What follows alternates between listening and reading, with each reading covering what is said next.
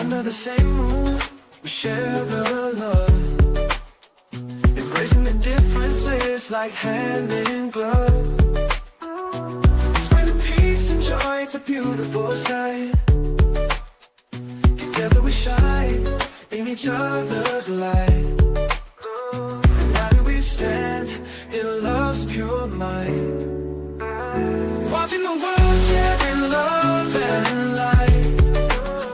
Hearts beating as one in our peaceful flight. Colors of harmony painting the night. United we stand in love's pure might.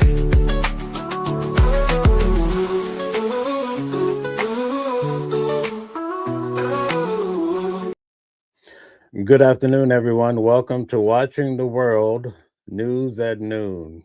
Today, we have quite a problem here in the United States. A lot of people are concerned about the Epstein files.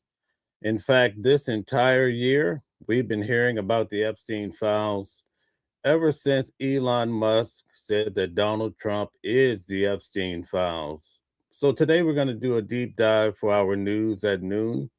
As you come in, please hit the like button, share, and subscribe. We already have Stella in the building holding things together, keeping everybody honest. I really appreciate all the moderators. But what's really happening with Donald Trump and these Epstein files? We keep hearing these conflicting stories. The Democrats are saying one thing and the Republicans are saying another. But in fact, in the background, we hear that MAGA is even pushing back on Donald Trump. In fact, they said a real reason why this whole issue with the Epstein files has some momentum is because MAGA is, in fact, wanting to know the real truth. So let's get to it today. We're going to go through this slowly to try to see if we can make sense of it, because Todd Blanche, Donald Trump's key problem solver, has really been pushing the narrative. We're going to get to what he said as well. Thank you guys for all the participation, but let's get right to it. We're going to start off seeing what's really happening with the law in regards to Donald Trump and these files. Let's get to it. So I'd first like to ask you about this missing photo that my colleague Fallon was just talking about. So already we have a missing photo. What's going on, folks? Now, for those of you who do not follow Donald Trump and what's happening, we had the deadline Friday night at 11:59. All of the Epstein files were supposed to be out. In fact, the president of the United States had signed an agreement with this, right? Well, did it happen? Oh, of course not. From the DOJ release and the post on X by the oversight Democrats. Put this all together. Well, nobody knows what happened, but I suspect somebody saw the photo there and demanded that it be removed immediately. So there would only be a handful of people who would have that kind of power to override what had been, disclosed before. And there wouldn't be that many people who would be, I would say, irrational enough to think that that wouldn't be noticed. But beyond that, it's hard to know who's behind it. All right. Well, let's talk about the law, which was signed. So the question here is, why are things being hidden from the American people? Who's behind holding back the photos? In fact, Todd Blanche, which I'm going to show you in a minute, actually put out that these files, basically, we won't have them all. We're going to receive them progressively over the next couple of weeks. And Lord knows, will we receive them all? I highly doubt it. By the president on November 19th, requiring the DOJ to release all unclassified Epstein materials within 30 days. And yet, DOJ admits it's only a partial disclosure. There's more to come. And many of these documents were heavily redacted. I had my... Now, everybody keeps saying that Joe Biden, Sleepy Joe, did not put out the files. Well, Joe Biden is no longer in office, folks. We have to let this thing go.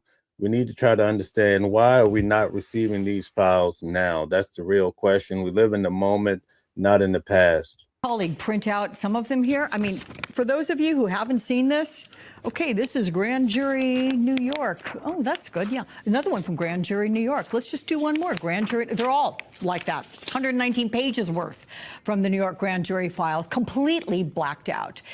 Is this release a violation of the law? Could it be? Okay, we have hope here. Some ran down guy says, I will give you my answer as to why certain photos are being revealed. We want to know. We're going to get to the comments today. We're going to slow walk this thing down and see if we can make sense of what's happened or come to a reasonable conclusion. So by all means, some ran down guy speaks. Tell us what you think. We're going to get to it. Obstruction, and how do you interpret these redactions and whether they cross the line into unlawful concealment? It's absolutely a violation of the law because they were supposed to have turned over 100% of all the material. Folks, there's no excuses. This is a violation of the law. We have to take it for what it's worth. And we know that they'd been through them before because they told us back in July that they had thoroughly scrutinized all of the materials in the file and could not find any basis to think that there would be.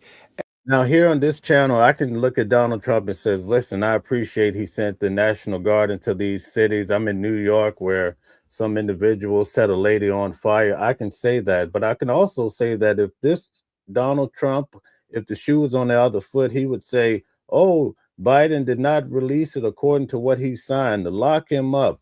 Also, Hillary Clinton did not follow the rules. Lock her up. We can't have two separate standards. So right now, we're just trying to understand why.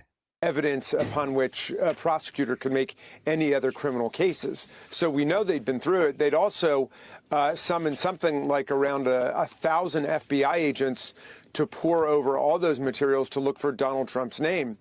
And to redact his name and to bring to his attention whatever pictures, images, mentions, emails, texts there were. So they'd already been through it. It should not have been difficult for them to produce it according to the federal law, which was passed.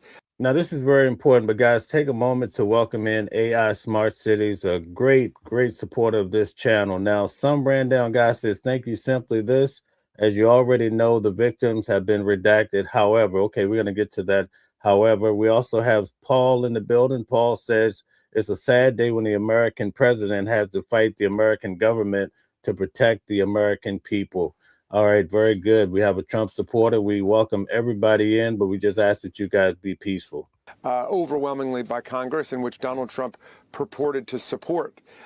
So they're in violation in that way, but also these redactions are obviously way sweeping and overly broad.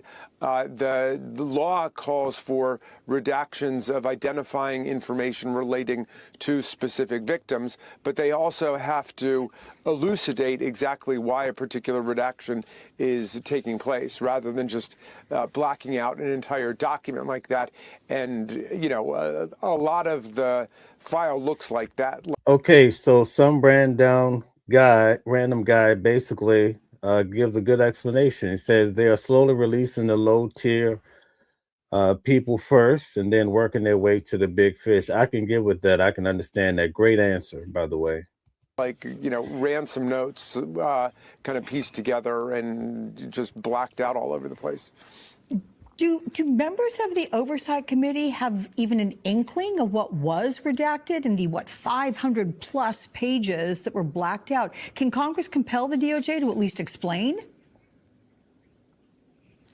Well, Congress could if the Speaker of the House, who controls the office of the House Counsel, our lawyers, would be willing to go to court. I think, you know, someone was asking the question why the... Now, D. Nice says they didn't understand the word immediately from the judge either. Great point. You got to stand on it. Solid point. Who wants to try to dispute that? They did not understand releasing the files immediately. It's as if they have something to hide. Let's just face it. That's what people are going to say at large. Paul says, demo craps. Okay. Not a Democrat supporter at all. Shout out to you. Thank you. The members weren't ready to go to court. Individual members of the House don't have standing to go. The minority doesn't have standing to get in there. If anybody's got standing, it is the majority and the Speaker speaking for the entire House. Now, this was something that... Guys, this is independent news, right? We try to give you the facts. I don't put a spin on it. I'll let you guys do that. So hit the like button, share and subscribe, support the channel. We do this every day at noon. And most of the times we do deep dives tonight and other nights at 8 p.m. So support the channel by hitting the like and the notification button. give a comment. We appreciate everybody. It was voted on by the entire House, so you think we should be able to push forward, but it just looks like a game of cat and mouse and hide and go seek with the Republicans. They're doing everything in their power to sandbag the investigation that they're pretending to support. So in a September FBI hearing, Congressman Thomas Massie said the FBI was holding back 20 names of suspected Epstein clients, including figures in the music industry, finance, politics, banking. Kash Patel denied the FBI was holding anything back. But did we learn anything from that front, from this first release of files? And if not, do you expect we will? Well, we should be able to. That 20, of course, is a very conservative estimate of the names that are in there. You don't run a decades-long, multi-billion-dollar sex trafficking ring around the world with just 20 clients or 20 people involved. I mean, this is a major financial. So the word on the street is that Epstein had over 1,000 victims. Okay, so let's just face it, 1,000 victims. Why do you have high-profile people, especially honorable men of the government, some that have been presidents of the United States, and currently we have one? What would be the need to hang out with Epstein? So that's the whole principle that we have birds of a feather flock together. And we can't sit back and pretend like we haven't seen the videos of the females that have come forward saying that they saw this, they experienced this, they heard this. These things are very important as we try to understand what's really happening. We saw what happened in Europe with the prince that was involved with Epstein. Well, they basically sent him running, right? So we have to factor these in. We cannot ignore the things that that's unfolding right now. Financial, business, managerial operation and criminal operation. So it's going to be a lot more than that. And look, these names will come out. Remember that a lot of the victims know exactly who is in there, but they don't want to cross these, billionaires or government officials. So I want to ask you guys a question. Why is it that we ignore victims? Why has that become the big trend? And especially, I can only speak for the United States, even though I travel a lot, right? But when it comes to victims, people immediately say, oh, she's just trying to get money. Oh, they waited too long, right? Does that take away from the fact that these people may have been victimized? It certainly does not, but we're heading down a very dark road when people no longer listen to the daughters of this country, right? Now, Rick Young says Trump is a PDF and they're covering up for him. Okay, that's your opinion. Paul says, good morning, chat. Shout out to you, Paul. Welcome back. Okay, D Nice says they had 30 days to work on it and 10 months before, and that's no excuse. Okay, so people are not happy about what's happening here. Stella says, double tap the screen. Okay, and like the show.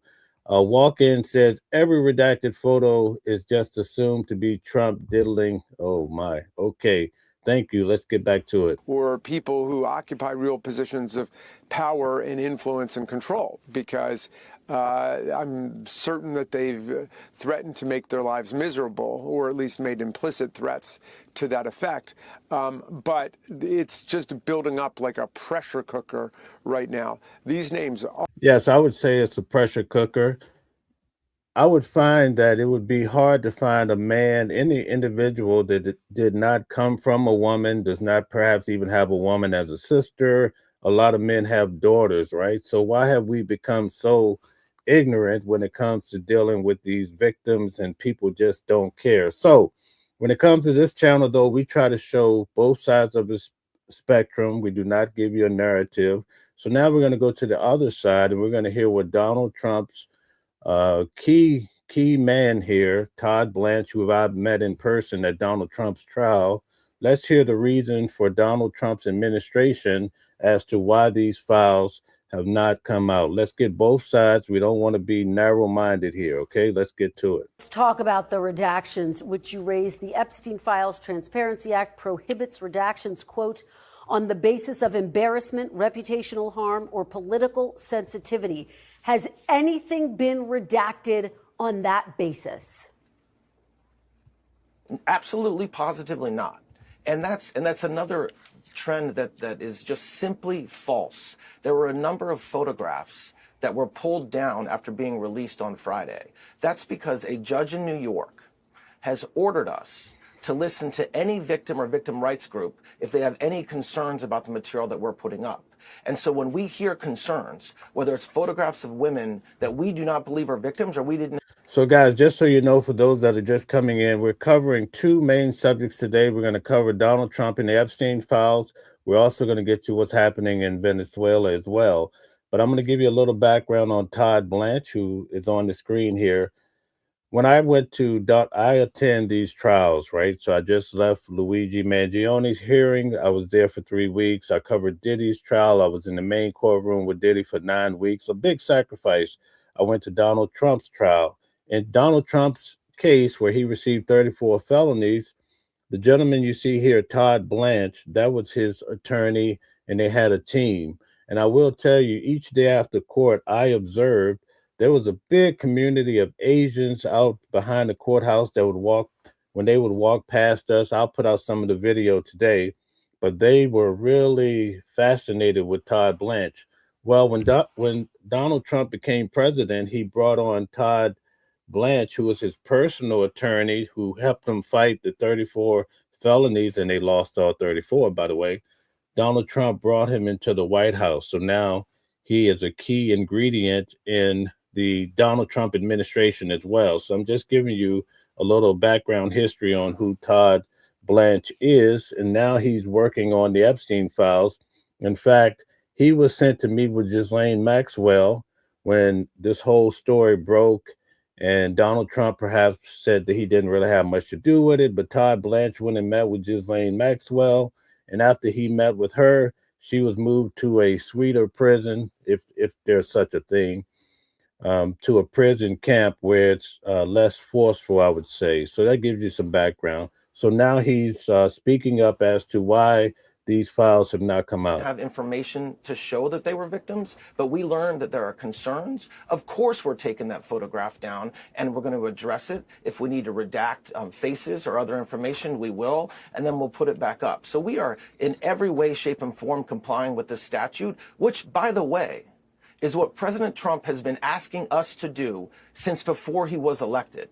There is nothing that he has to hide in the Epstein files. There never was. And even though there's repeated attempts by Democrats to paint him as being part of the Epstein saga, it's failing over and over again. And so you should not be surprised that the material. So Todd Blanche is saying there's a nothing burger here. Nothing of the sort. Donald Trump is not involved with the Epstein files. Put a 1 in the chat if you believe Donald Trump is perhaps more involved in the Epstein files, or put a 2 in the chat if you believe it's just another ploy to bring down a great president. Tell us what you think. 1, if you think so.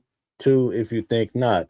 Titan says Congress could accept Republicans are too spineless. Okay. Robbie Gibbs. Okay. I don't believe we will ever know anything, but I also believe the victims can report who abused them. Thank you for your comment. Thank you guys for supporting the channel. Hit the like button, share, and subscribe. Caddy says Jamie is a sellout. Okay, Jamie's a sellout.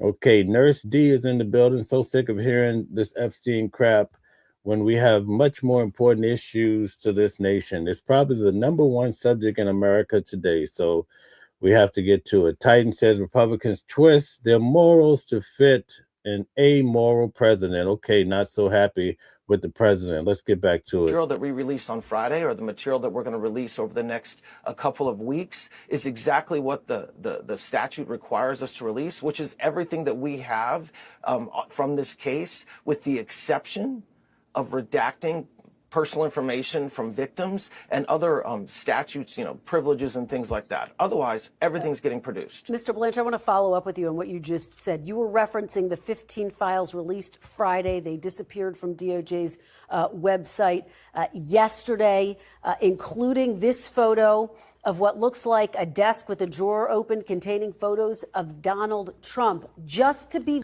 Now, when you look at these photos that are on his desk, right, you see a lot of photos of Donald Trump inside the drawer.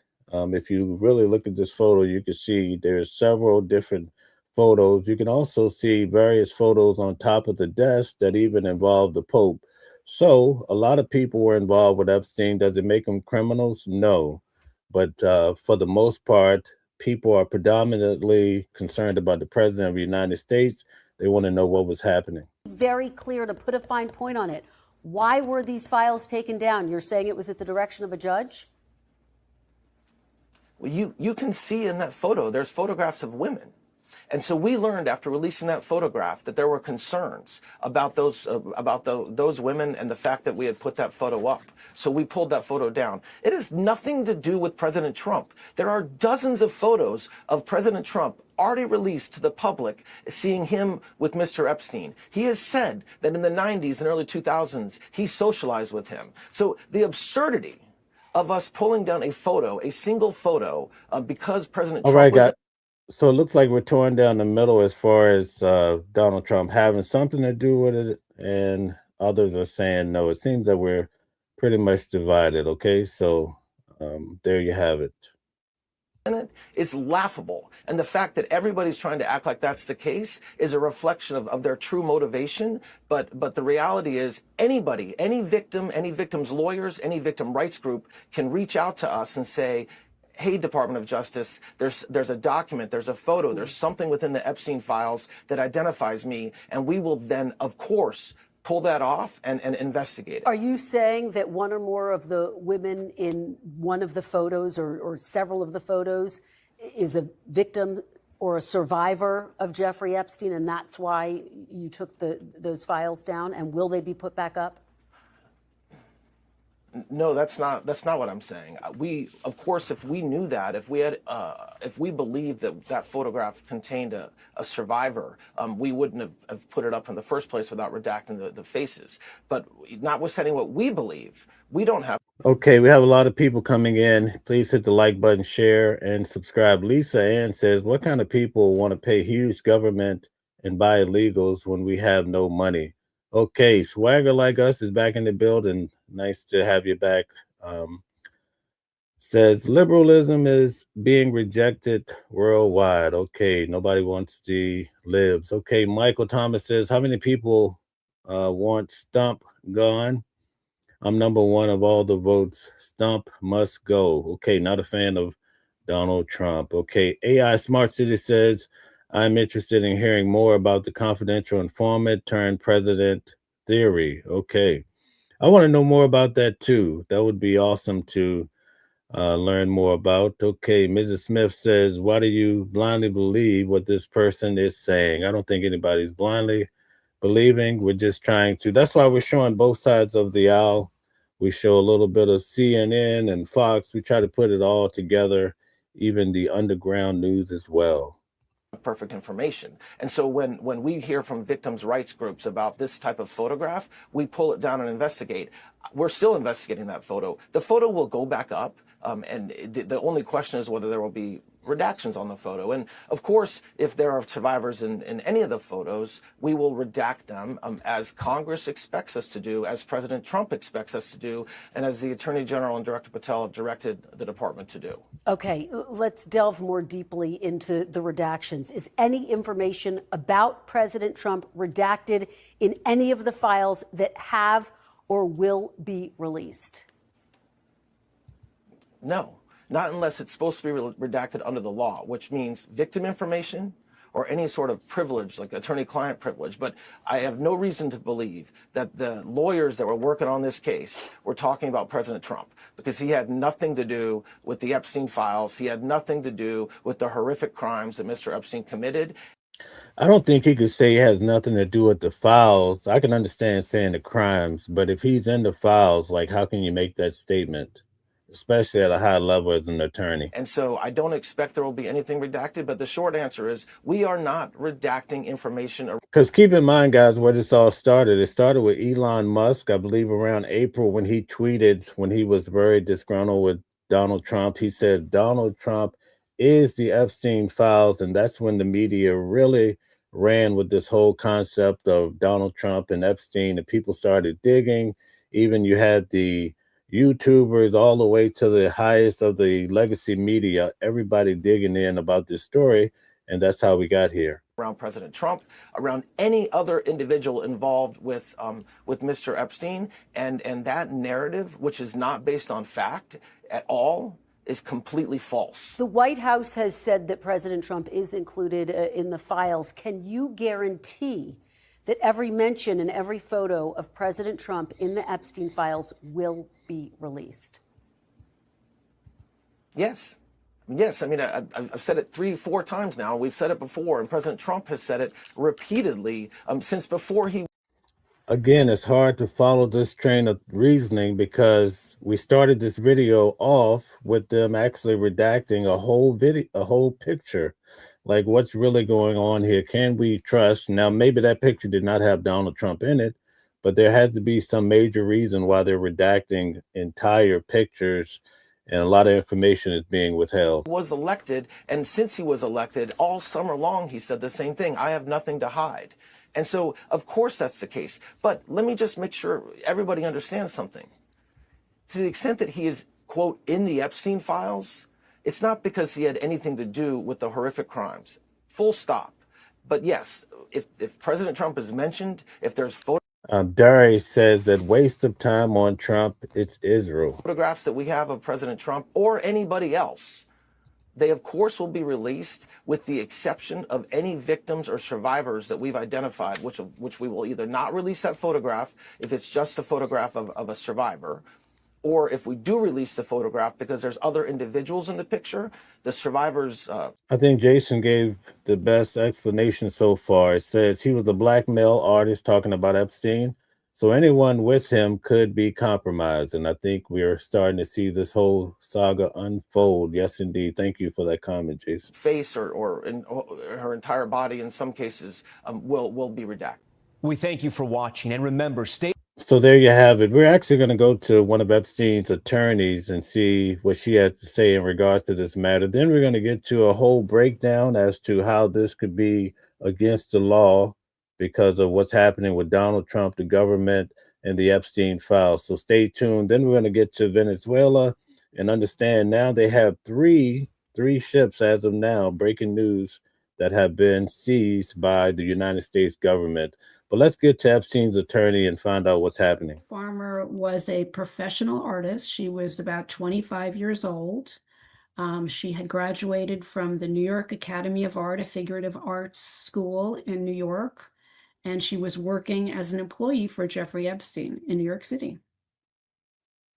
She has consistently and repeatedly said that in 1996, in the summer of 1996, she reported Jeffrey Epstein to the FBI after having reported him to the New York Police Department. She reported Epstein and she reported Ghislaine Maxwell as well for child sex abuse crimes, including child pornography. We've spent many years trying to get her records through Freedom of Information Act requests, which are the classic way to get them. The most recent Freedom of Information Act request I made was in January. I got a response in January 2025, that's earlier this year, and they told me that they wouldn't get back to me before November 2027 to just answer my request. And this has been and when we've seen anything from the government, which is infrequent, it's highly redacted information. And we've never seen anything before corroborating her 19. Okay, guys, Oregon makes a good point. Pro-Trump says if the left had a shred of evidence, they would have pounced on it. But now they are trying to manufacture evidence. Thank you for that comment, Oregon. 1996 report, but we just saw it yesterday for the first time in 30 years. Which is remarkable, really remarkable. All we know right now from the documents is that there was a clear and corroborated report that Maria Farmer did exactly what she has said for 30 years that she did. She reported Epstein to the authorities, to the federal authorities, to the FBI. And as far as we can tell, and I wish I knew, Kristen, I wish I had more information out of the files or otherwise, it looks like the government did absolutely nothing. And as a result, having done nothing, having failed to act, horrible things have happened. Had they acted, had they investigated in even the smallest way, they could have stopped.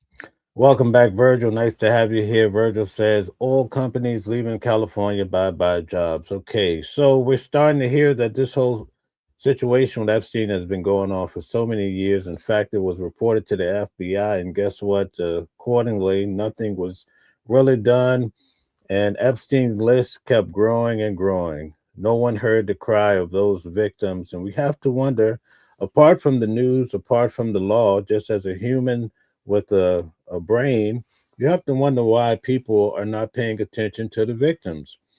Even in the case of Sean Diddy Combs, or Bill Cosby, all of these different cases that we see, people doubt the victims and they don't even want to hear it anymore, right?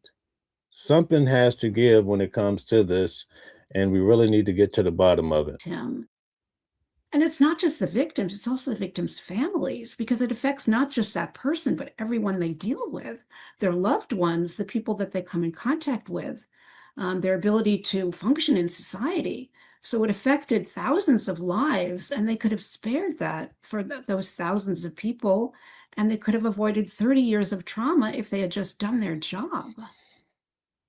One of the key things we want to accomplish with this release of files is transparency. Another key. Okay, IB Thing says anyone defending criminals like Trumpstein is sorry excuse for a human being. Okay, thank you for expressing yourself. John Lowe says, wasn't he involved in getting him jailed? Okay, so you think that Donald Trump was involved with getting Epstein jailed? Okay, thank you. Deborah's here. Shout out to you, Deborah. We also have Candyman back in the building, says oil companies or leave the whole West Coast. Gas prices are going to get froggy. Okay, leaping around. Thing is belief, restoration of public trust in the institutions. And a third thing is accountability. And so far, we're not hitting any of those marks. Maria said it beautifully to me yesterday. She said it's tears of joy and tears of sadness. Tears of joy because she's now validated. She's vindicated. Yes, she did what she said she did. And that the world can now see that. And all those naysayers, and there have been a lot of naysayers accusing her of not telling the truth. Now we have quite a few people here. Keep in mind tonight at 8 o'clock, or actually at 6:30, we changed the time for we're going to have Calvin Johnson on. He's a criminal defense attorney. We're going to be breaking this down and asking questions in regards to the law when it comes to Epstein, Venezuela. Also, we're going to get into Luigi Mangione. I attended the hearing. I'm going to be asking him questions that are really hone in on what happened in court, and he'll be able to explain it through the lens of a high-performing defense attorney. We're excited about that. So come back tonight at 6:30 sharp. We're going to kick off the show, but let's get back to her now. Who disregarded her, discarded her, dismissed her for so many years, decades. She's now has some kind of corroboration and vindication that this is true. And the sadness, the tears of sadness, because look at the waste of the 30 years. And not only for her, but for so many victims, whether it's Virginia Giuffre or all the other survivors who didn't have to be subjected to this kind of child sex crime. If you like this video, then... Okay, so Swagger Like Us says we're destroying our country from within. Shameful. I would say so too. We really need to figure out a better way forward, especially in taking care of our people. And a lot of times it's every man for himself. And this is what we need to get rid of, that type of mentality. Now we're going to get to an individual that's going to break down how the government, Donald Trump and his administration may have broken the law. We're just going to look at it from the outside in, but you tell me what you think. Do you think he makes some solid points here? Major news on the Epstein files. The Trump administration is covering up and hiding the files. They are doing so against the law, and that is official as of the Epstein Transparency Act deadline of Friday. I'm going to go through in this video exactly what we know about this. So in this particular video, I want to make sure I play it because he's going to break down how Donald Trump and his administration has broken the law.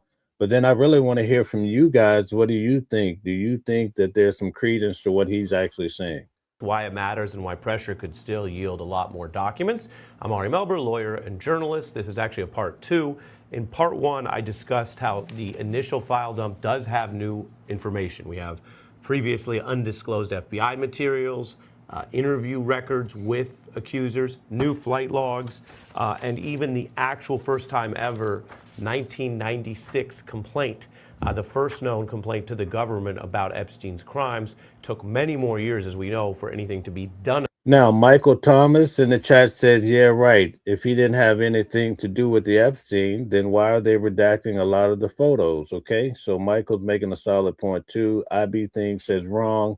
It started in 2004 with Katie Johnson. Okay, thank you, IB. Nice to have you here. Make sure you subscribe to the channel. Nice to have you around. Thank you. About them. And so in these initial documents, there are some new materials, but the vast majority of documents are still being hidden, and we can say that illegally being hidden. The first time we can say that in American history, based on, of course, the law being passed. Other materials have. So the key words here is that they're illegally being hidden, and he's saying that this is from the president. Let's get to it. Been redacted to an almost farcical degree. So in this report, I'm going to talk about this cover-up, what the facts and the law are, not opinions about whether Donald Trump or the Biden administration or past government officials should do more. I think a lot of people think the failures are obvious, and as a matter of judgment, they should do a lot more. The difference now is that Friday was the deadline of the law. A law passed. Friday at 11:59 p.m. definitely was the deadline, pointed out by none other than Deborah, one of our moderators. AI Smart City says, how do you feel about Michael Jackson photos with Epstein? No different than I feel about with Donald Trump, Bill Clinton, right? Everybody has a lot of questions, but what I say about Michael Jackson, it doesn't help his narrative being with Epstein. That's all I could say about it, right? When you look at Michael Jackson's life, whether you believe the things that came out or not, it does not help his narrative standing next to Epstein. On a bipartisan basis, unanimously in the Senate, that President Trump signed. He had no other choice because there was a veto-proof majority. And so the next steps of this are people understanding that the government is breaking the law, that the president signed something that he is not upholding. He runs the government, as he's quick to remind people. He and the Attorney General oversee the DOJ, and they are breaking the law. So that matters, and there can be consequences for that. So I want to go through what's happening on that, and then two, discuss the actual facts. This is a weekend update because it takes a minute from Friday to see what we actually got. So fact number one, the DOJ failed to meet the deadline. That's not in dispute. The Deputy Attorney General, Todd Blanche, admitted it on Friday. Before they released a single document, he went out and said that, apparently trying to manage expectations, but the law requires more of that. Indeed, if you owe the IRS or the government something, any normal citizen can't just say, I'm not complying or I'm going to delay and just announce it and expect that to go well.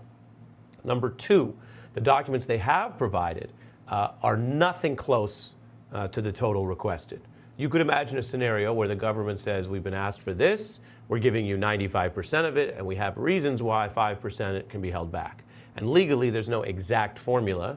What judges tend to look for when there is non-compliance, that could be true of a subpoena, a document production, et cetera, is whether there's substantial effort.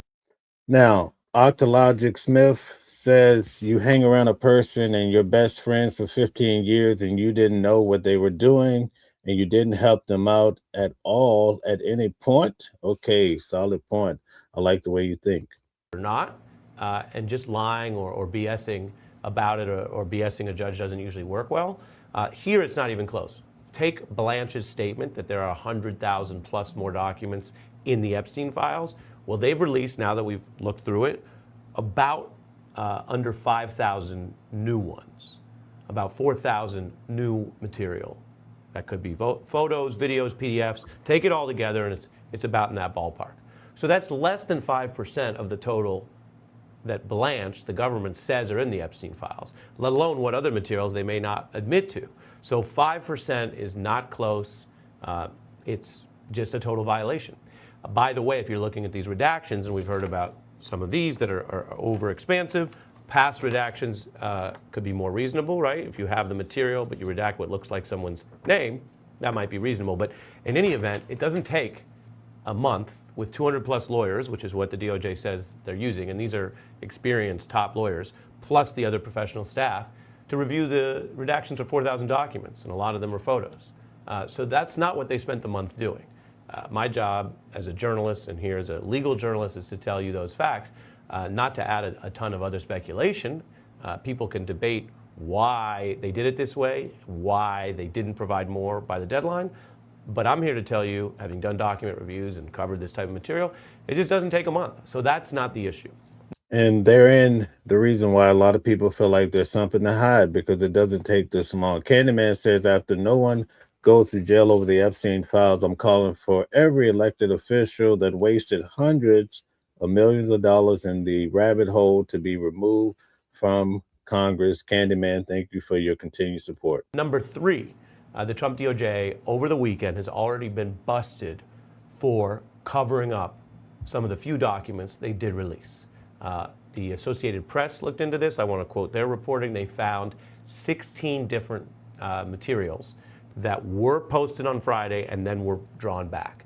And if there isn't a good reason, say you could imagine, oh, one had identifying information of an individual that it shouldn't have, they can say so and move on. But these were 16 without explanation.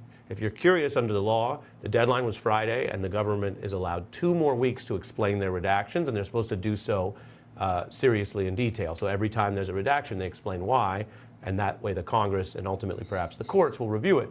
Here, they're way behind the deadline on releasing all of the files. We'll see what their explanations are. I want to show one example that's already gotten some traction over the weekend, which is there was a photo, and again, they released whatever, 4,000 plus material, and it was fairly innocuous. It's a photo of what looks like a bureau or dresser, right, with drawers, and on that dresser there's a bunch of other photos. And what you can see, this is just black and white, but it appears that there's a picture that involves Donald Trump.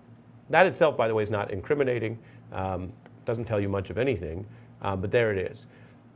The DOJ, in its haste to do a cover-up without perhaps caring how bad it looks, they've pulled this photo as well. So that's getting attention as one of the 16.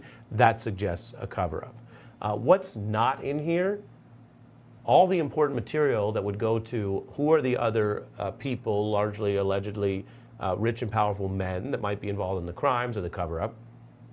What happened inside the government? When you search certain terms, day one there was like no results, which was very fishy. Some of that may have been just a technical failure, which is still on the government. But now if you search, for example, look at my notes, Donald Trump, you get 360 results, whereas on Friday it was like near none. But those 360 results are all from previously disclosed documents, meaning court records, references to his administration or him as a president, nothing new. We know from what the government on the congressional side already released, the email tranche and some of those photos, that there's other materials involving Trump. And part of the reason that the House Oversight Committee was putting that out was saying, hey, we know what some of this is. People ask, well, how could you ever verify any of it? Well, there's been a lot of oversight and lawsuits, and now the emails they got from Epstein's estate. So the Congress was saying, we already know there's. Did you guys hear what the Robert Garcia had to say in regards that some of the photos that are going to be coming out actually have scenes of X happening, and they have to redact the photos, you know, of the victims in this particular case. So we just have to wonder, who are these prominent individuals that was actually engaging in this type of behavior at the Epstein Island or within the Epstein arena? So we're going to be following this and keep you posted on what's really happening with this. Tim Buck says the FBI isn't going to do squat. Okay, shout out to you, Uncommon. Nice to have you here as well. Low Rerunner says a whole bunch of black files. So much black ink was used. Them boys know Watergate 2 on the horizon. Okay, thank you for your comment. This material, and much of it involves a bunch of people. Right now, even that material, some of those emails, some of the photos they released, is not in this. And when they did accidentally release a photo that just involves Trump in passing, they took it back. So the cover-up is on, and the cover-up is illegal. That matters because I had a member of Congress tell me in my reporting Friday, Congressman Lynch, that they're going to sue. We're seeing Democrats like Schumer and AOC and others publicly say over the weekend this is a full cover-up. But remember, before Friday, it might have looked like secrecy or a problem people can debate. After Friday, it is now illegal. They're breaking federal law. And sometimes requests from Congress expire at the end of Congress. This federal law is the law of the land. It's permanent. That means anyone at the DOJ or in the government who is part of an Shout out to you, Lisa. Lisa says 33 likes. Really? I'm betting the majority of the non-likes are Democrats. Thank you for liking the video. Thank you for the support. It takes a lot to do this, but I appreciate people like Lisa that participate and try to support the channel. Shout out to you, Lisa. Let me star your comment. You're so amazing. Thank you. explicit active effort to cover up or defy the law could be in trouble later, especially when you think about whether the government will change hands. You may not think that Trump, if he's ordering this cover-up, is going to let people get in trouble while he's there. But we still have rules and a constitution in this country, and those people should be on notice that they can be on the hook for that in the future. For the country, I think it's really striking. As I mentioned, even the initial dump, which is under 5% of material, has some interesting and important information, and that matters for the long delayed efforts for accountability here and for people to understand what happened. Why did this person with an early reported 96 not really get a Palm Beach investigation until 10 years later, and not a federal investigation that mattered till long after that? This is okay. So Stella says, enjoy what you're watching. Please like, share, and subscribe. Virgil says, remember, money can be the problem.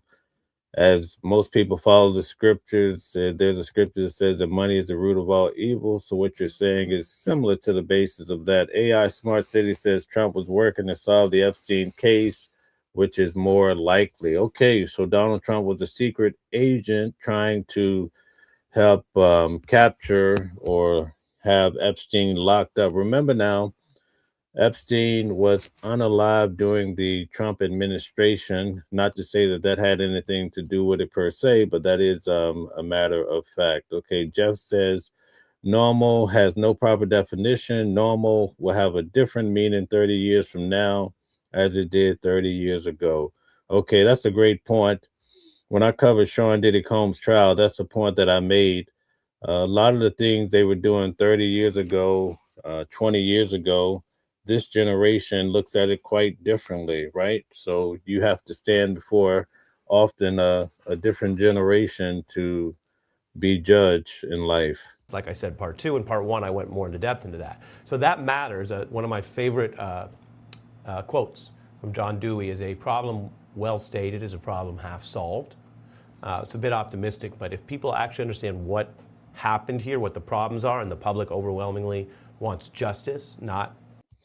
So the point of the matter is, when it comes to the Epstein files, the point that he's trying to make is that it's illegal because they did not hold to what they had agreed to, what Donald Trump had actually signed for.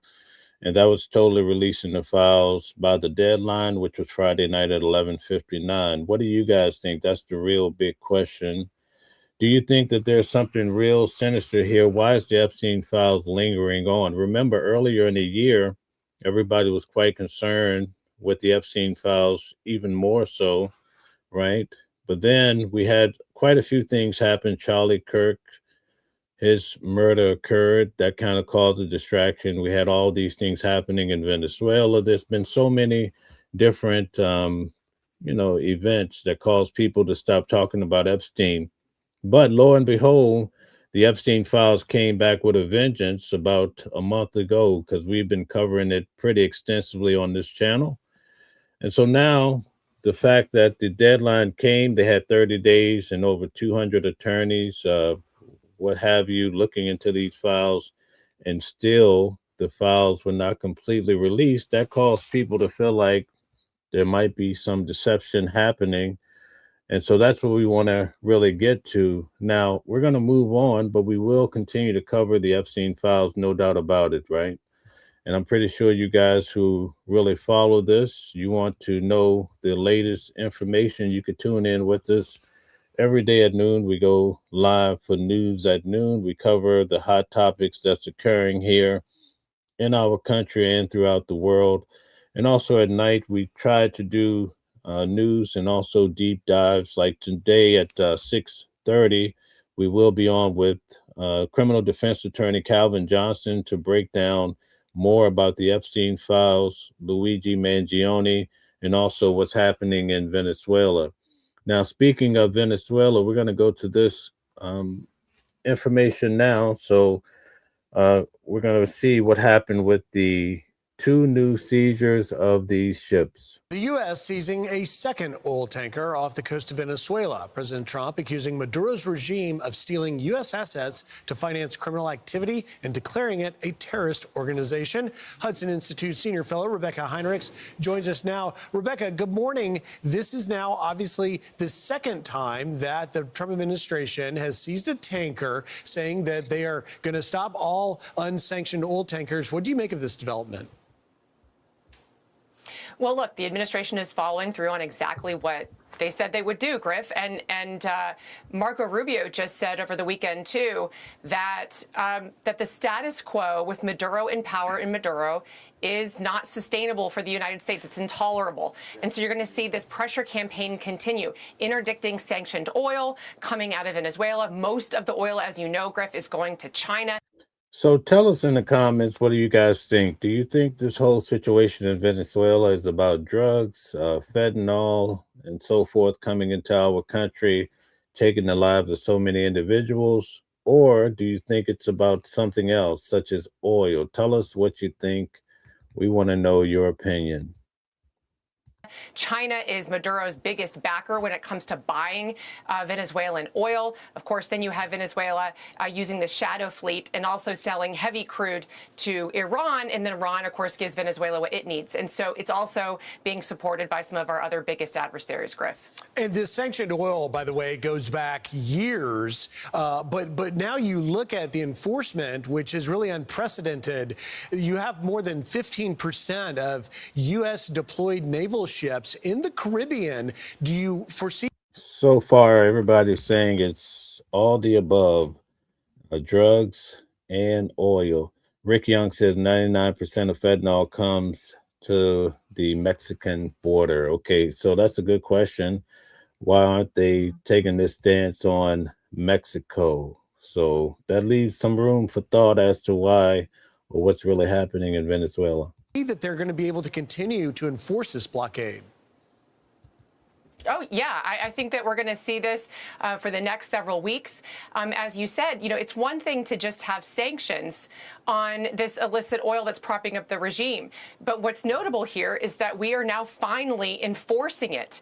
And, you know, the Trump administration has really kind of had this ongoing. Okay, so we have my first name says it's about manipulating the markets and about being able to declare an emergency once a war starts so he can institute what is essentially military rule and stop the elections indefinitely. Okay, thank you for that comment. Going narrative that American foreign policy is a lot of talk, it's a lot of rhetoric over the years, but it hasn't been truly effective in doing things that strengthen and secure American interests. And it is now looking for these outcomes that make Americans safer.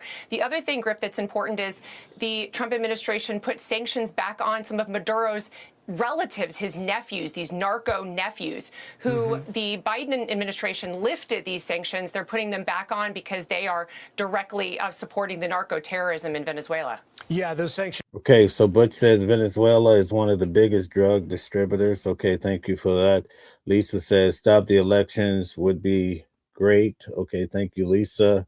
Swagger Like Us is steady at it, says Venezuela was the #1 most dangerous country for years before all this happened. Hence, they emptied out their jails and sent them to the U.S. under Biden. We've heard Donald Trump say that so many times, so thank you for sharing that as well.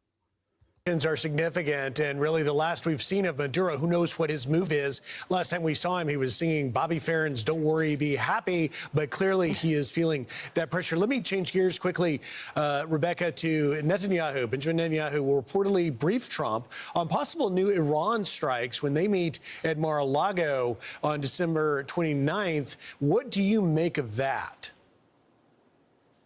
Well, look, the Iran regime has tried to rehabilitate itself after these incredibly successful military strikes on the part of the Israelis against Iran. And then, of course, the United States came in with Operation Candyman says, name one U.S. war that has ever stopped elections. I'll wait. Okay. Operation Midnight Hammer, and had that very effective strikes against Iran's illegal nuclear program. But the missile program, Griff, Iran's missile program goes hand in glove with its nuclear program, and it's continuing to try to rebuild its missiles with the help of China. China has provided component parts and the funding for that. And so Netanyahu wants to talk to President Trump, his closest ally, to say, look, we might have to do some strikes again, which we knew this was going to happen. There wasn't going to be a permanent solution here with the Iranian menace. It's going to continue to require Israel.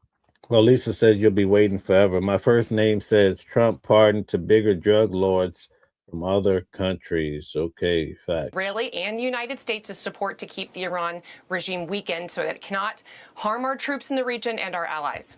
We'll be following it. Netanyahu also teasing that he might visit New York City despite Mayor-elect. So I want to give you some insight as to why Donald Trump is actually going after Venezuela. We're going to get it from his mouth.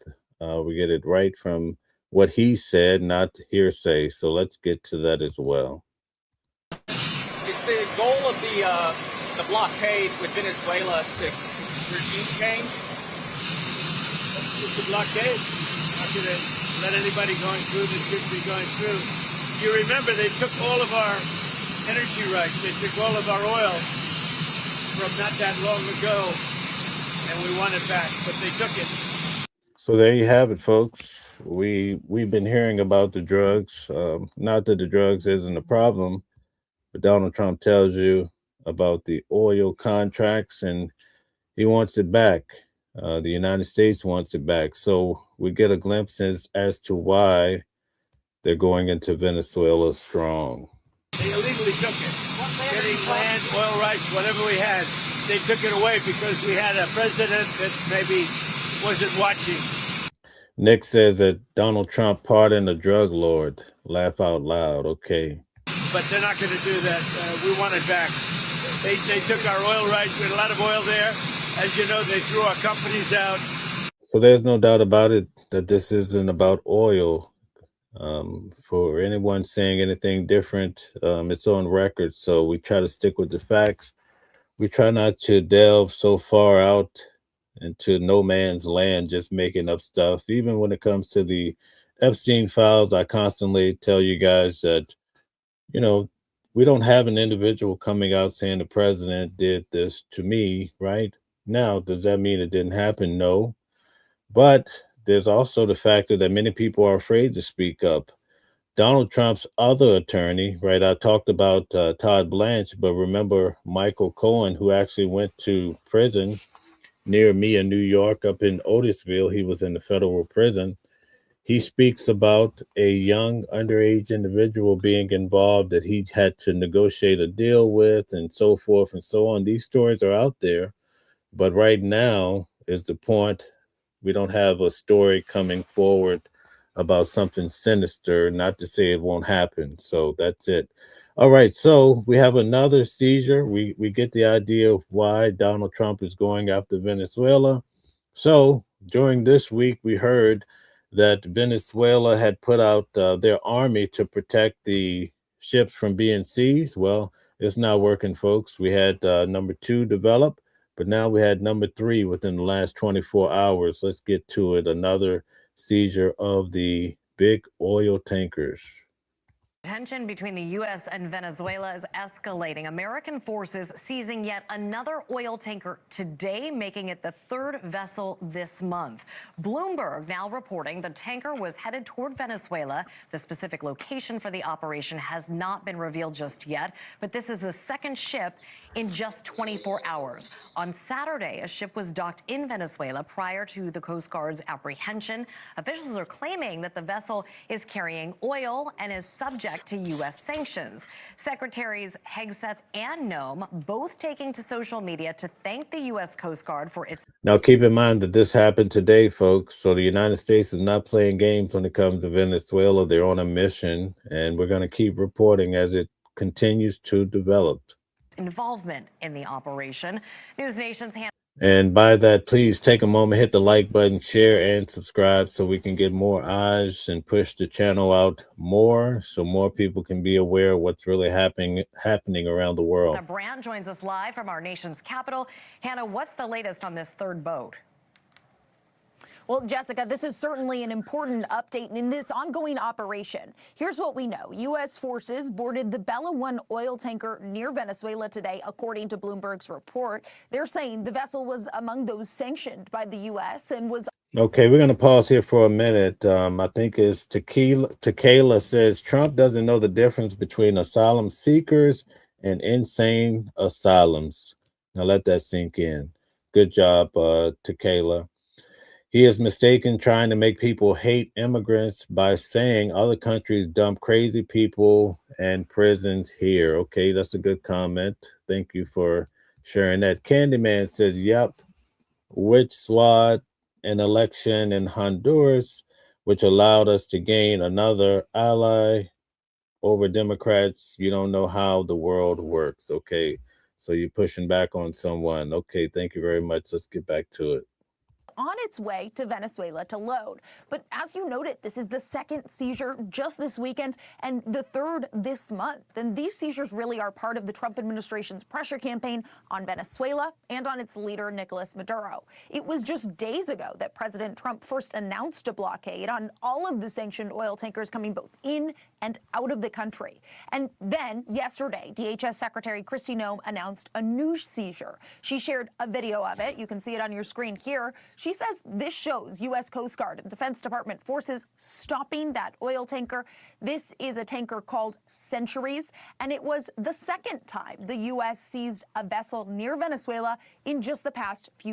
We also reported this week that Iran went out and seized a tanker too, so they were getting in on the action as well. But the United States is up to 3 so far, with one of them being today.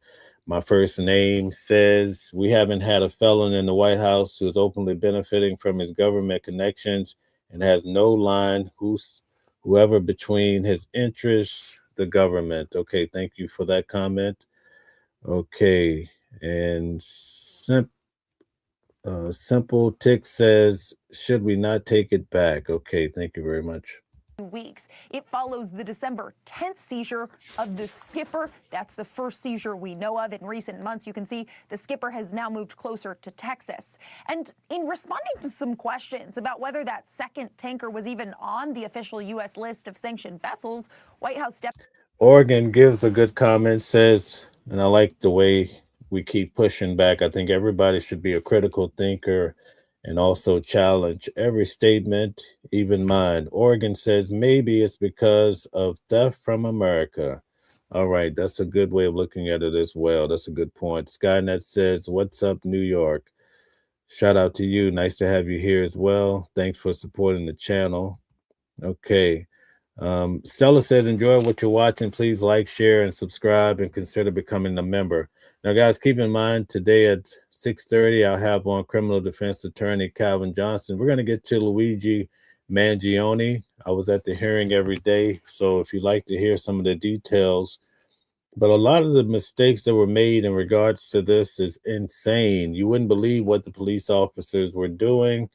They broke a lot of rules when it came to his case, and I wouldn't be surprised if his case is either the major items such as a gun is redacted or is taken away or suppressed, redacted, you could say that too.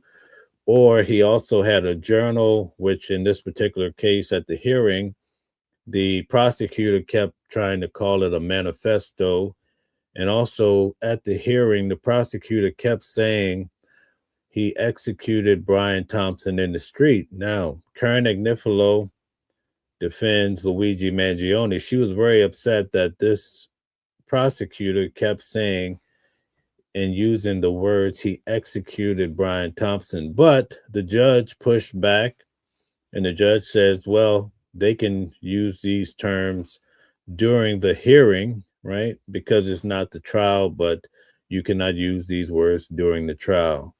So one of the big points that I haven't really touched on that we're going to get to tonight at 6:30 with Calvin Johnson in regards to Luigi Mangione is why the detective was able to come to Altoona, Pennsylvania, sit with Luigi Mangione and videotape and record him illegally, because even though they were allowed to do this in New York according to the New York law, the detective came to Pennsylvania and tried the same actions, but they were against the law. So that's a key reason why, when it comes to the video and the recording, these items are being suppressed. And I believe, it's in my opinion, that a lot of these other items will be suppressed too, because of the way that the police officers approached the matter with Luigi Mangione. Let me explain to you. When Luigi first was sitting in McDonald's and the officers came, I've explained numerous times how it all went down.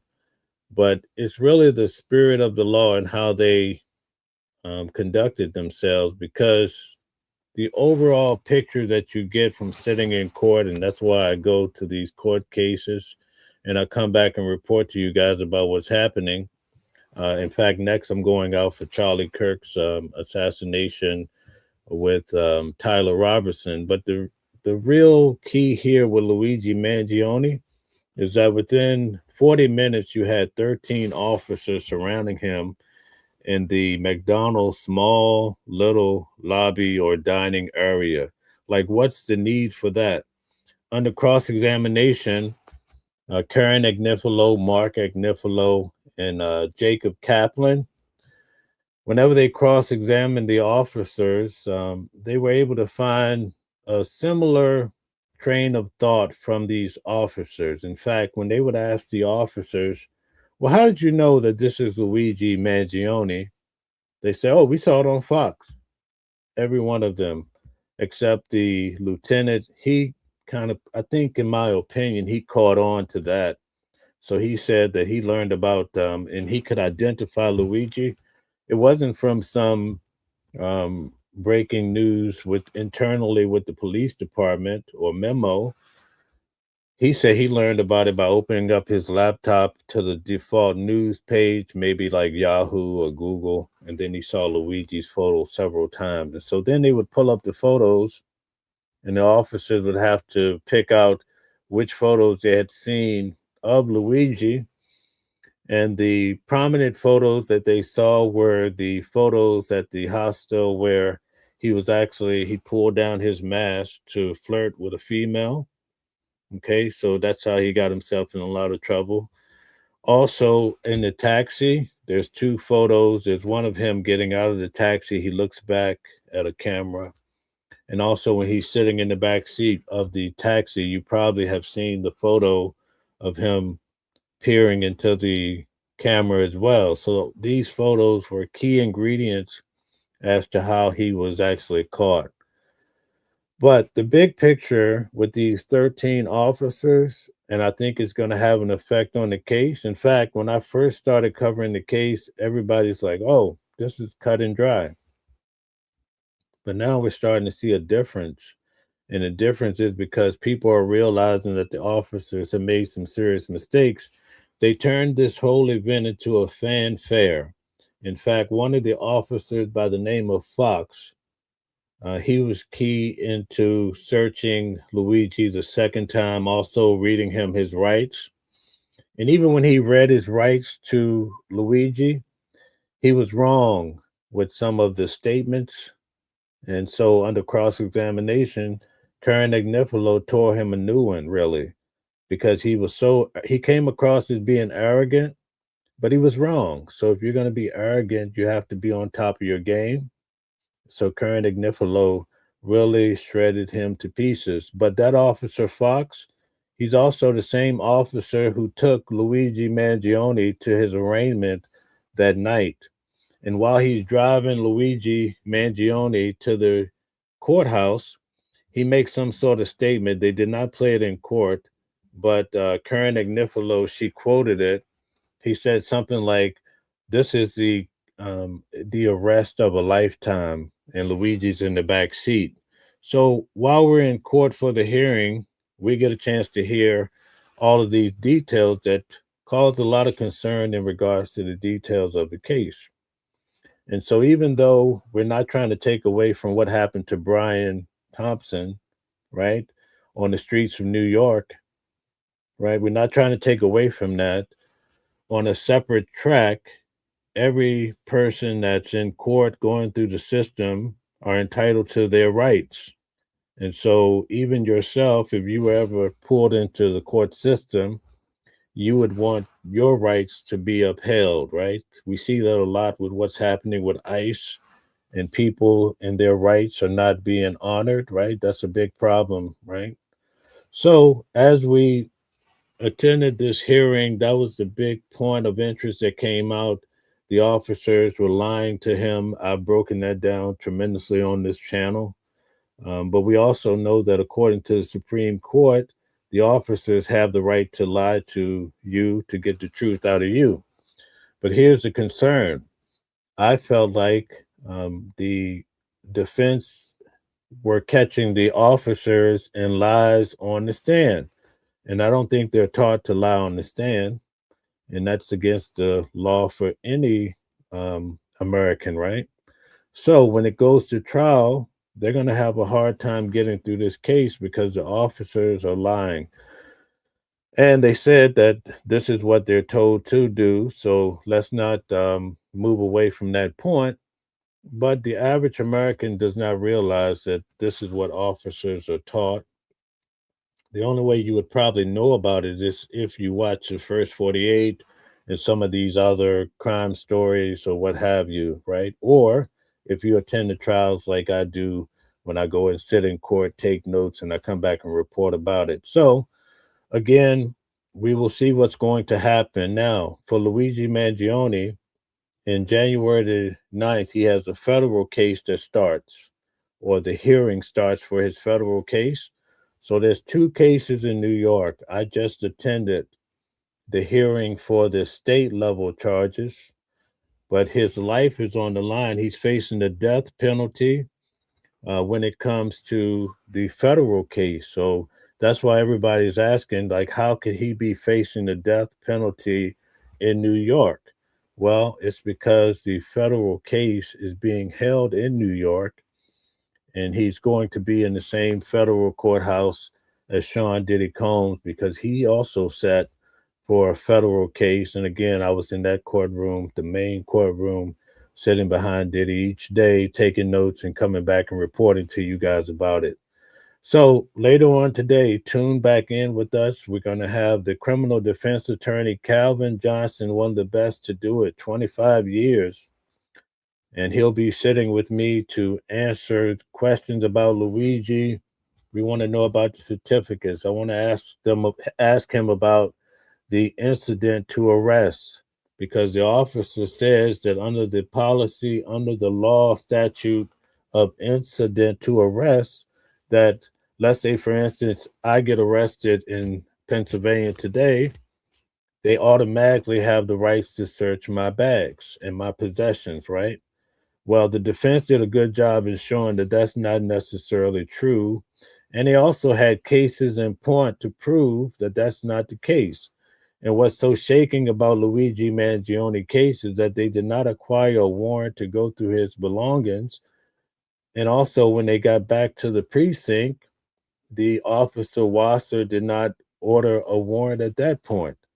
And so they used this idea about a bomb in order to go through his bags in McDonald's, because they said that there was a previous case in Altoona, Pennsylvania. It was a drug bust, and the police officers brought back bombs into the precinct.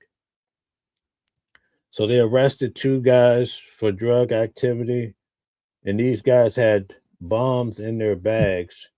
And these police officers had previously, at least one officer, brought back these bombs into the precinct, which could have been a big problem. But here's the thing, when it comes to the Luigi Mangione case, the officer is making the argument it's the way that Luigi, or one of the arguments, it's the way he looked at his bag. So I wanted to make sure there's no bomb. Here's the problem with the argument that Karen Agnifilo, which I think is probably one of the best attorneys that I've seen in court. I think she's better than Diddy's team. I think she's better than Trump's attorneys, right? I've seen some in Weinstein, these cases, she's really sharp. But here's the problem with the case of the bomb in Luigi Mangione. She's saying she's looking for a bomb in his bag, right? She's opening up other bags, but she never puts on a bomb vest. She never clears out McDonald's. Like, if you think a bomb is in the bag, there's customers sitting a couple tables over. In fact, if you look at the video for Luigi Mangione, while they're questioning him, they have him basically trapped in the corner, right? There's customers walking right by. So you're painting this picture that Luigi was a threat based on what you think he's the guy from New York, the New York shooter. And you're saying we're going to search him now, which is technically illegal, right? They shouldn't be doing that. That's what they're trying to say in court. But you don't call a bomb squad, right? You don't clear the place out. You don't search the entire bag. In fact, it was pointed out on the cross-examination with the other officer that even the compartment that she had opened and she found a magazine wrapped in a wet, like a washcloth of some sort, maybe a shirt. The actual gun was found deeper in that same compartment. So what are we doing here? So the officers are really made to look really bad in this case, and I think it's going to have a major effect. Now, here's the problem, right? I think most people, like I'm on the streets of New York each day, and I talk to a lot of Luigi fans. Some of the girls that sat beside me in court says, "Oh my God, he's so beautiful." You know, as Luigi would get handcuffed and walked out of the court, they say, "Oh my God, he's so fine." I could just hear some of the girls saying that. In fact, when Luigi would look back, some of the girls would want to sit up higher, just the hopes that he would look them in the eyes, and perhaps they have some correspondence going, and they could say, "Oh, I was the one in the pink shirt." You know, this is life. They're entitled to that, right? For whatever reason. Okay, I'm not knocking them at all. A lot of the girls, though, were there for a righteous cause, as far as they're out here fighting against the death penalty, at least as righteous in their organization position, right? I'm not speaking for all men. I can't do that, or all humans, right? But out there on the street, you know, as I was surveying, and even with the major media that's covering this case, pretty much everybody's concerned about this case from the standpoint, because I'm starting to hear people say the officer screwed up tremendously, and that's the reason why I think this case it could go in a way that a lot of people don't want to hear. So, for the individuals that are just briefly seeing this case, maybe through channels like mine or in the media, they say, "Oh, we see the video. It's cut blank and to the point, right? Straight to the point. The man was shot in broad daylight early in the morning." But I think when they hear that some of these items were suppressed or that the case was thrown out in some way, then people are going to try to pipe up and say, "Oh my goodness, what's going on?" But I think right now everybody thinks it's so cut and dry. But I'm here to tell you that the case is not cut and dry. And you should really pay attention, because this case is really about the insurance companies allowing people to die from cancer, diabetes, or maybe people need a special surgery that's cost 200,000. The insurance companies say no. And this person could have paid into insurance for years. It doesn't matter, because when the individual Brian Thompson was shot, right, and allegedly by Luigi, the three bullets says deny, delay, and depose. And this is all based on a book. And I think the book says deny, defend, and delay. Okay. But this is what this whole thing is about. Remember, I told you about the guy named Fox, who's the officer in Altoona, how he took Luigi to his arraignment in court that night when he was arrested on the 9th of December, right? He states that his camera died, his body camera died. And after it died, he says in court that Luigi made a statement that, oh, all of these people are here for a mass murderer? Now, the media immediately assumed that he was talking about himself, calling himself a mass murderer. But lo and behold, again, Karen Agnifilo shredded that statement apart in court under cross examination. So there's doubt to whether or not the officer made it up, right? Because she's good at calling the officers into question, okay? But it is my opinion, sitting in court, that Luigi is talking about Brian Thompson, the man that was killed. And he's saying all of these people are here for a mass murderer, talking about Brian Thompson. And the reason why he's referring to Brian Thompson as a mass murderer is because the insurance company, which he was sitting at the top, every day they deny people their health care that they need tremendously. And so you have hundreds and thousands of people dying from cancer and these diseases. That's what this case is triggered on. Okay. So whether you believe it or not, whether you agree with it or not, that's not what I'm here for. I'm just trying to help you understand the things that are in court, because there are people that are concerned that Brian was unalive, right? He has family, friends, associates, or people that are righteous, and they said no one should be shot on the streets like that. Okay? That's right. That's righteous. I'm not knocking that. I'm just here to tell you what Luigi Mangione's case is about, too. And from the angle of Luigi Mangione, the reason why you have so many people out there cheering him on, just keep in mind that he raised 1.4 million already. That's a lot of money for his legal expenses from people around the world. There's a reason for that, and that's because people recognize that the insurance companies are really taking advantage of the poor and of people who really need health care, and they need it today.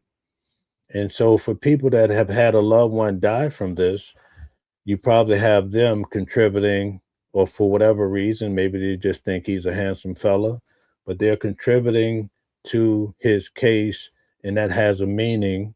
And simultaneously, I think there's so many mistakes with this case that you might see the judge make some ruling that you may not like. And so I'm just preparing you for it, and that's the reason why I go to court. I'll be back today at 6:30 p.m. Thank you to everybody who participated in this live. I really do appreciate it. We have a lot of comments. We have a lot of participants. Thank you to Stella for holding us together. It's very important, your work that you do. I appreciate it. And any other moderator that stuck around the entire time to help us. But at any rate, thank you guys for tuning in. We have a lot of questions. We want to know what's happening with Epstein. We want to know what's happening in Venezuela.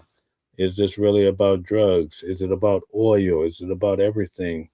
These are the questions that we want to know. And this is what we cover here on the channel every day, news at noon. And then again at night at 8 p.m., we try to do some deep dives. Now, I have a deep dive coming for John Benet Ramsey, because there's new evidence in John Benet Ramsey's case. My grandmother, when I was much younger, like 30 years ago, would follow that case. So believe it or not, the case has not been solved, although many people speculate, they think they know who really did this. Well, there's some DNA that has been developed and they're working on it. They haven't defined it, but we're going to do a deep dive so we could follow that case. We're going to get into Candace Owens and why she is taking backlash from the state of Israel. There's so much that we're going to deep dive into. So thank you to anybody who's gracious enough to hang out with us and share your comments, because I think that's what most people want to see. They want to hear from you and get your opinion, because in this audience that we have here, we have Democrats and we have Republicans, and everybody's welcome, right? Independent, as I said, I'm very independent, right? We try to stay unbiased, but we have a place where you can come to have a meeting of the minds, and you don't have to go out on the street and shoot somebody because they're a little smarter than you. And that's the key to this thing. We stand on what we say. We believe in what we say, right? But we respect how other people feel, because that's what keeps us normal. Have you ever seen those guys who never get involved with other people and you start to become weird, right? But when you have people bullying and telling you, well, man, that looks weird, or you have a lady in your life and she says, oh man, don't wear that silly hat with a suit, and then you might stop doing it or you might continue. But that's the point. We need people that push back on what we say so we don't go too far left, too far right. But at any rate, we'll see you tonight at 6:30. Until then, be cool, and we'll catch you later. Good night. Good day to everybody. Shout out to you. Deborah's in the building. Look at Deborah. Deborah said bye now. Deborah, can I keep wearing my hat and my suit? That's what we want to know. Stella, tell us what you think. If you guys say no, I'll probably still do it anyway, but thank you. Have a good day.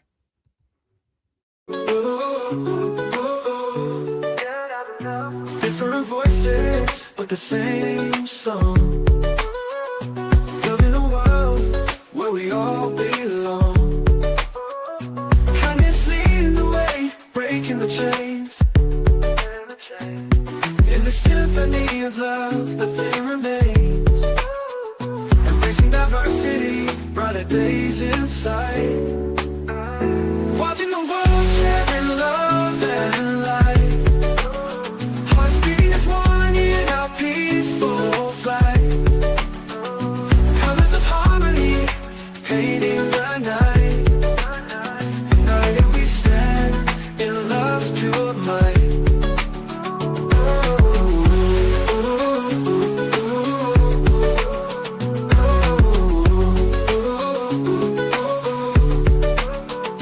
Watching the world sharing love and light.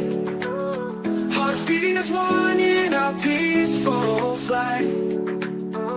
The colors of harmony, painting the night. United we stand in love's pure might.